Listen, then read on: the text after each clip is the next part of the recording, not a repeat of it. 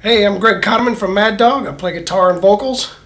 I'm Paul Odenwald from Mad Dog. I play bass and carry things. I'm Ryan Weber from Mad Dog. I just beat the shit out the drums. We kind of broke up for a little when we while. broke up, I was like Popeye. I'd had all I could stands and I couldn't stands no more. And I tried to start another band and call it Freight Train because we had been in Freight Train Freight together Train was an before. old band that we'd been back in the early Yeah. 90s.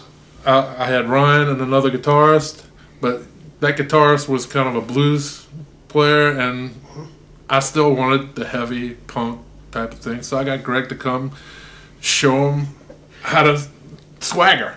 Yeah, And how to, just kind of get out there and give them the ropes, So I came over and I played, and I kind of got the bug a little bit, Paul asked me, man, if could you come out and play a few shows? And I was like, yeah, I'll do all of that. Well, I had taken my daughter to see AC/DC because she's like 20 years old and had never seen one of these big major concerts, So I took her to see AC/DC, and about a month later, she found out Anvil was coming to town, and she knew that I was a big Anvil fan. So she went ahead and bought me tickets to go see Anvil playing over at the House of Blues in New Orleans. So I had my Mad Dog shirt on, and Anvil has a song called Mad Dog. And when he sees the shirt, he calls me out on stage. Hey, man, you got a Mad Dog shirt on, all that kind of stuff. And he says, hey, man, I want to see you after the show. Can you hang around? I was like, yeah, cool, So after the show, everybody left, and sure enough, they sent somebody from backstage, and they said, who was it? Lips? Lips. Yeah, they said, Lips wants to see you. So we went back there, got some pictures of me and my daughter with him and everything. And he was like, what's the deal with the shirt? So I said, well, that was a band that I was in, And I said, and my story's kind of like your story. I said, me and this fella, Paul Odenwald, we've been playing together since 1986, I said, but it just didn't work for me. And I said, we recently broke up. All of a sudden, he gets real emotional, and he starts hugging me and everything. And he's like, no.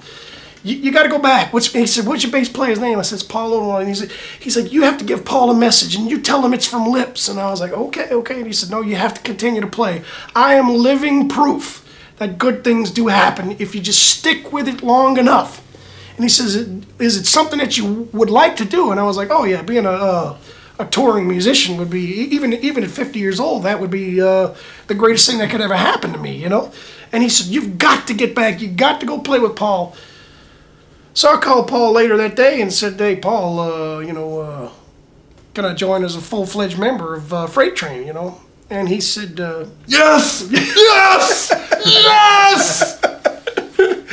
And then the other thing was we practiced as Freight Train all the way up until about 8 weeks before our first show. And then we get an email from some band up in North Louisiana, and it says, hey, we're Mad Dog. We've been Mad Dog for the we're Freight Train. We're Freight Train, yeah. We've been Freight Train for the past, 5 years or so. We don't want you to use that name to avoid confusion.